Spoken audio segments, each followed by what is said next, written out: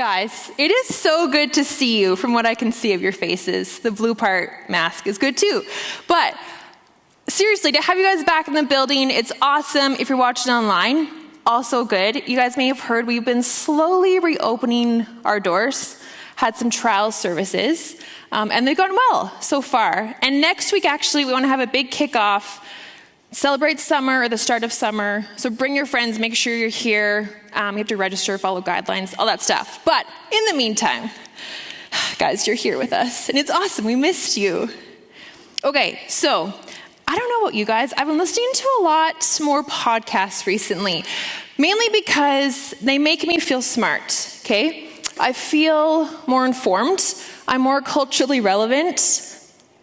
That's a stretch, but I think I am.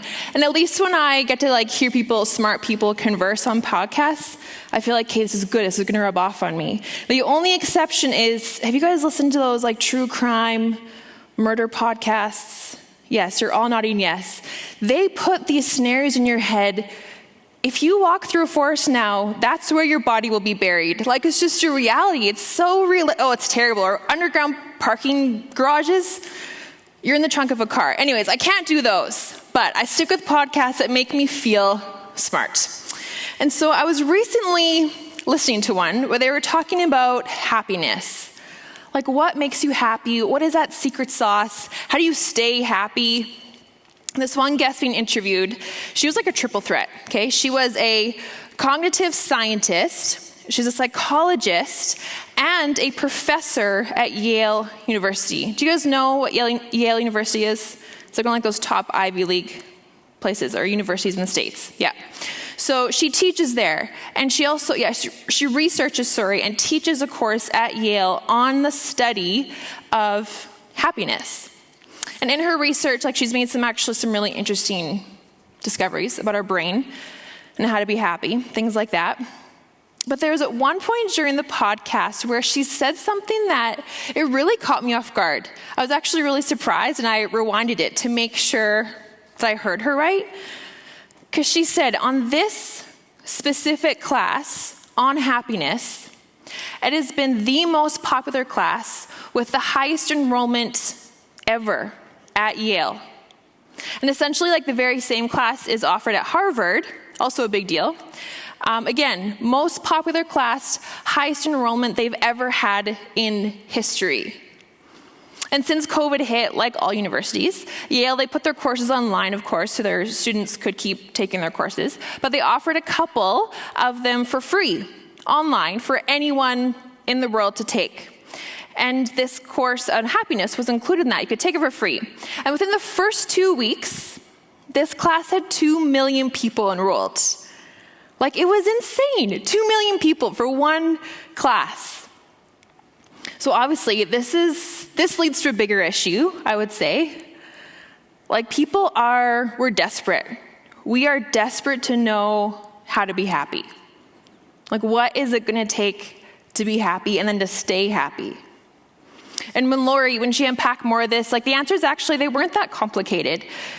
It wasn't anything totally new. It was things like differentiate between your wants, your likes. Think about things you're grateful for. Take care of yourself emotionally, physically, mentally, spiritually. And a big piece to it was your beliefs. Whatever your beliefs are, whatever your faith is in, if it's in God or yourself or other religions, humanity, whatever you want to call it. You and I very much expect those beliefs to play a very significant role in our lives, right? They're going to feed into our quality of life and who we want to be. So we've been going through this series called Questions for God, and we did some research into some of those top questions that people ask about God or for God. I think we put a poll out for you guys to answer as well. So we've been going through things like, how can God be good when there is so much suffering going on? Or does God know what he's even doing? Does he have a purpose for me? Why am I here? Do you know what to believe in and why? So tonight, we are finishing off this series, Questions for God, by asking something that both Christians and non-Christians haven't, I don't know how long, for years, people have been asking this. Is it worth it? Is it worth it to follow Jesus? Is it worth it to believe in God? Like, what am I getting into? And am I going to be happy with this decision? Because like I said, people are desperate to know. They want to know. Like, I've asked myself this question many times before, even before I was a Christian, and then again while being a Christian. Things like, why am I doing this? Is this making me happy? Like, do I want to keep this up? Will this be worth my time, my relationships, my devotion? I don't know if you've thought these same things or if you've had questions about your beliefs. But I want you guys just to take a second and just run with me here. I want you to envision a beach in your head. Actually do it, okay? Don't envision the North Saskatchewan River. That is not a beach, okay? Go somewhere else. Think of the white sand, the blue water, whatever it is. Just put that picture in your head, okay? You got it? I can't see you. Okay, great. So have that in your head. Now, when I think of just the different possible types of believers in God, I think of the beach. Now, when I say different types of believers in God, I'm not ranking them. This is not a hierarchy. This is just for me to simplify things in my head, okay? So you're at the beach. If God is the water, okay, he represents the water. Then there's this first group. They would stand back on the sand. They would not touch the water at any point. They would represent those who they do not follow Jesus. Like, maybe they see the water, they acknowledge it, but they don't want anything to do with it. Meaning, like, yes, maybe I would acknowledge there's a God, but I don't want to have a relationship with him. Or some, they may even have like their backs to the water. Like, you've seen enough, you know enough, you're not interested, right? Like, you may not even believe there is a God. That is the first group. And there's this second group. They might put their toes in the water. They might go up to their waist, even to their shoulders. Like, they like the water, but they do not go all the way in. Like, they might have a relationship with him. They'll follow him to a point, but it's not without its reservations. Like, you might go through the motions of being a Christian, but you're holding some things back. This is the second group. The third group, they'll run and jump into the water, head first, doesn't matter. They are all in the relationship with Jesus. Doesn't mean you can't have questions or doubts or that your life is going to be any easier. It just means their bottom line or their priority is following Jesus. I don't know if or where you would put yourself in one of these groups. I know I've been in all three myself at some point. But you can, no matter what group you find yourself in, you can ask this very same question. Is it worth it to follow Jesus? Like, if you're in this first group, you can stand back in the sand and say, no, it's not worth it. And you have your set reasons as to why. If you're in that second group, you may go, like I said, partway into the water, and you may want to say, yeah, I think it's worth it. Or you want to believe it, you're just not totally convinced. Like, you still have those hesitations. Now, if you're in the third group that jumps all the way in, you would say, yes, of course it is worth it. Like, I have devoted my life to this. But are there ever any nerves, at least at the thought of what it might cost you? Because that part is the clincher. Like, what is this decision actually going to cost me? Am I going to be miserable? Like, what will I have to give up? Is it a long list of things to do? Will the reward in the end make it worth it? Like, if you're going to devote your life to something, you have to count the cost. You have to know what you're getting into. And Jesus, he talks about this. He is not afraid. He is totally unashamed to tell you what this is going to mean for your life. So in Matthew 16:24, Jesus said to his disciples, if any of you wants to be my follower, you must turn from your selfish ways, take up your cross, and follow me.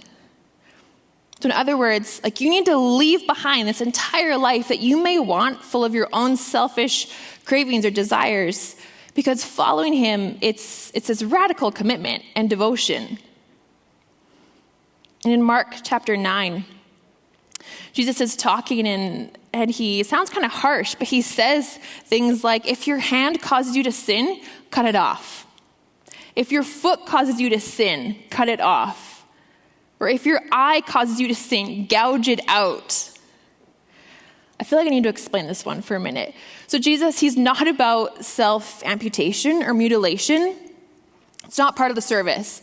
What he is getting at is that if you want to be his follower, you need to rid yourself of anything that might be a stumbling block for you, anything that could distract you or take your eyes off of him and onto anything else. But again, don't go cut off your hand. In Luke 14, it says this, a large crowd was following Jesus. He turned around and said to them, if you want to be my disciple, you must hate everyone else by comparison, your father and mother, wife and children, brothers, sisters, yes, even your own life. Otherwise, you cannot be my disciple. And if you do not carry your own cross and follow me, you cannot be my disciple. And he goes on also in verse 33 and says, you cannot become my disciple without giving up everything you own. Like following Jesus basically means sacrifice. Like you may have to give up family, relationships, possessions, your stability. Now keep in mind, he is not saying it's wrong to have these things. Like it's not wrong to love and want to be with your family. It's not wrong to have a safe home to live in. No, what he's getting at is that he knows what you idolize. Like he knows your blind spots, what you cling to, and what you're desperate for. So he's asking you, like, what is more valuable to you? What am I worth to you? And again in Luke 14, he says something that we cannot miss this part. It says, but don't begin until you count the cost. Because it's going to cost you. Like it will require making everyone and everything in your life second so that he can be first. And that is a really tough pill to swallow. And yeah, he wants this relationship with you, but he's not going to trick or scheme his way into getting it. And he's not this ruthless dictator who's going to give you a list of things to do. Don't ask any questions. No, he wants you to ask questions. Like understand this reality. Don't get lost in just the emotions of it. Because you might be rejected. You might be left out just like Jesus was. And he wants you to be prepared for this. So why? Why would we do this, right? Like why would we sign up for this? If someone that you either know or didn't know, who did not believe the same things as you, came up to you and said, tell me why. Why is this worth it to you? Like cost and all. Would you even know what you would say? Could you believe what you were saying? Like obviously it's easier for me to stand here as a pastor and be like, yes guys, it's worth it. Do it, of course. And as genuine as that is, I honestly believe following Jesus, that is a worthwhile decision that you will make, one of the most important ones. But I can't force you to come to that same conclusion. This has to be between you and God. There have been multiple times in my life where I've wrestled with this question. I was like, is it worth it? Even after I thought I was all in. Like the idea of someone else asking me about my faith or why I follow Jesus, that was stress-inducing at times. There was one time I was at the bank, and there was this guy in front of me. He was this older guy. And he turns around suddenly, and he says, so do you believe in God? And I was like, yes, but is this small talk? Like, we can start with the weather. Like, my walk with Jesus, it's never been straightforward, but whose is, really? There were times I would try to retreat and live apart from him. And there were times I could have very honestly told you, I don't know if it's worth it. But what brought me back every single time, it was him. It was my relationship with Jesus. I could never fully let that go in my life. Because once you experience this, even a sliver of this hope that he brings into your life, or this peace that he brought with my relationships with him or other people, or even within myself, and then to add on his crazy love on top of that, that was not something I could replicate or find anywhere else. And as soon as I stopped trying to hide it or fight it, I think I finally felt safe. Like I finally knew who I was. Has there been a cost? Yeah, absolutely there's been a cost. It has cost me ridicule and relationships and loneliness and awkward, semi-awkward conversations in the bank with people. And it will continue to cost me, I know that. But this life that he has offered me in exchange, it's hard to put into words, but that has been so much more that I can't replace that. So if you were to ask me, is it worthwhile? I'd say, yeah. But that's my relationship with him.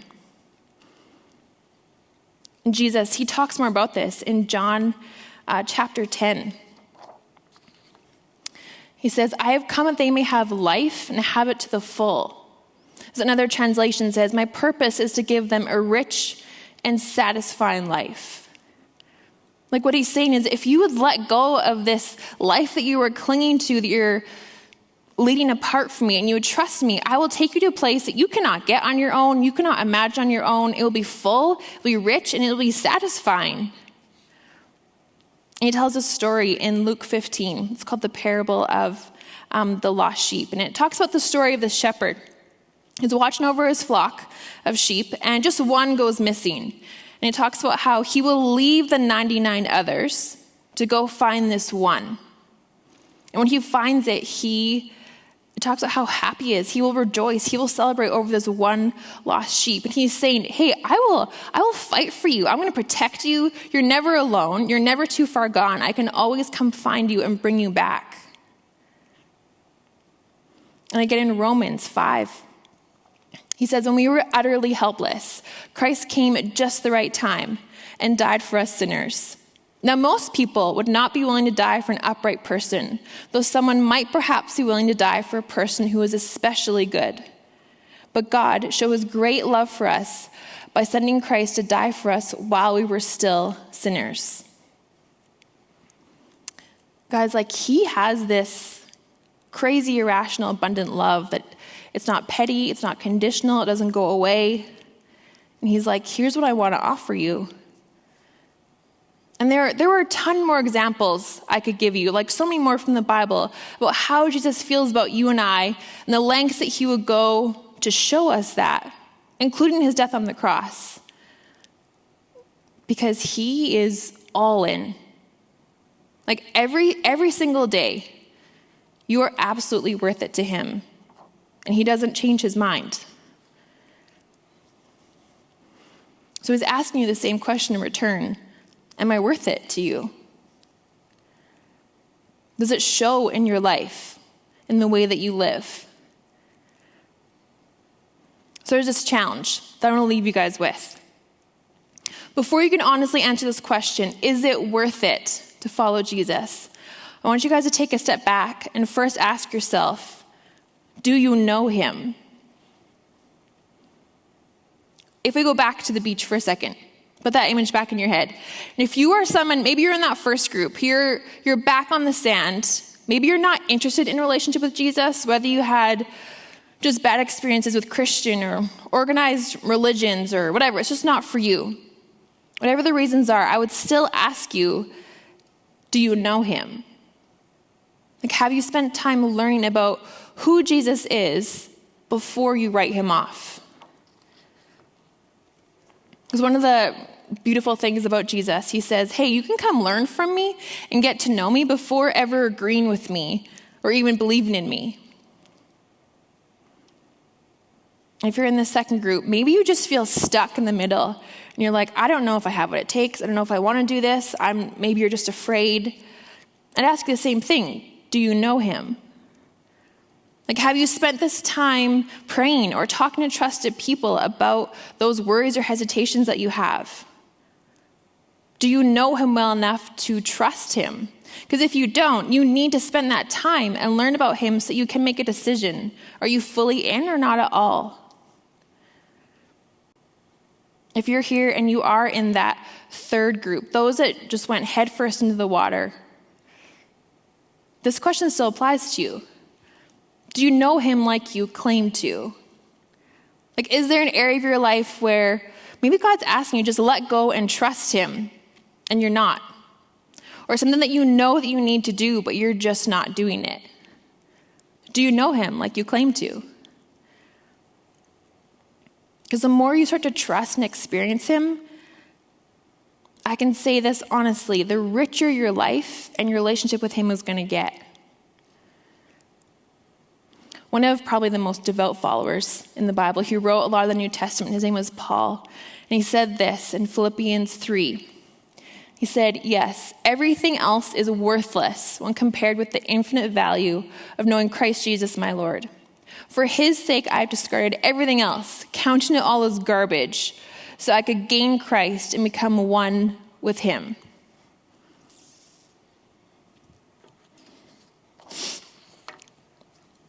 Like, following Jesus, it will change your life. It is a life-changing commitment.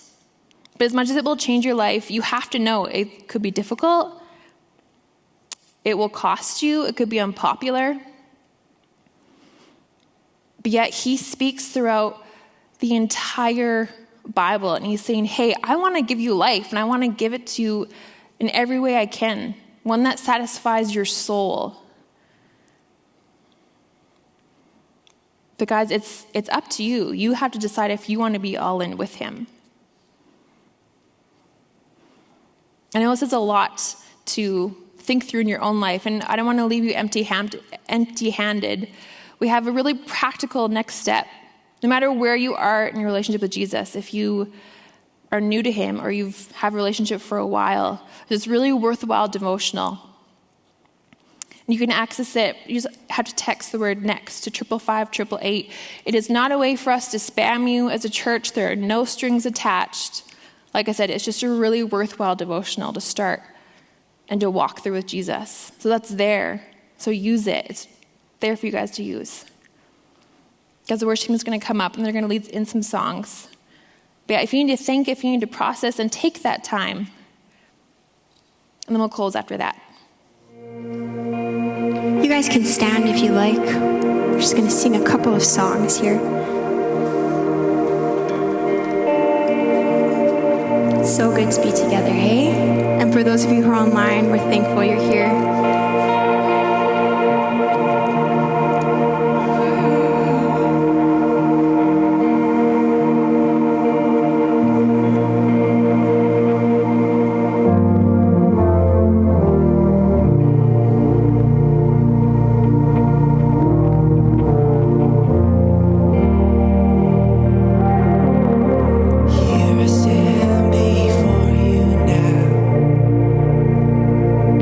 It's all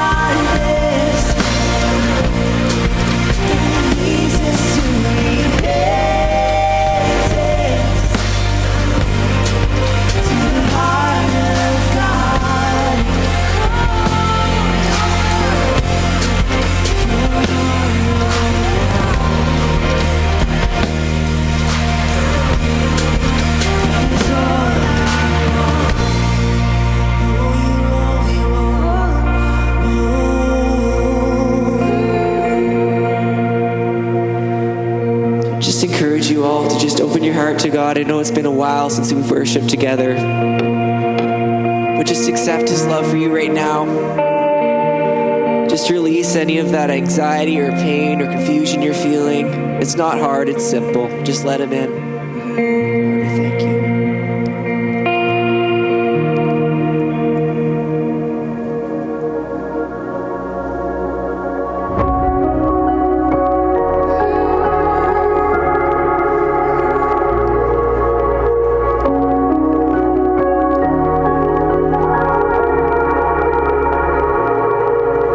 Take the lead of every step I make.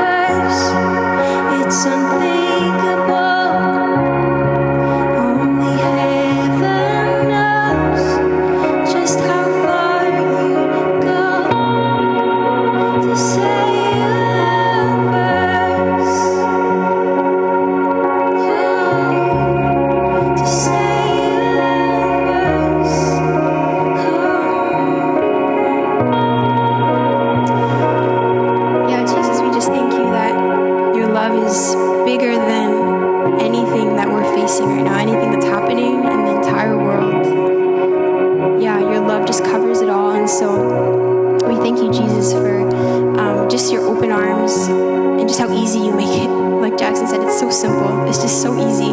You just invite us in with open arms. And so, yeah, we love you, and we just thank you.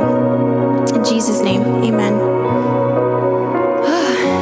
All right, you guys can take a seat. Once again, it's so good to be together.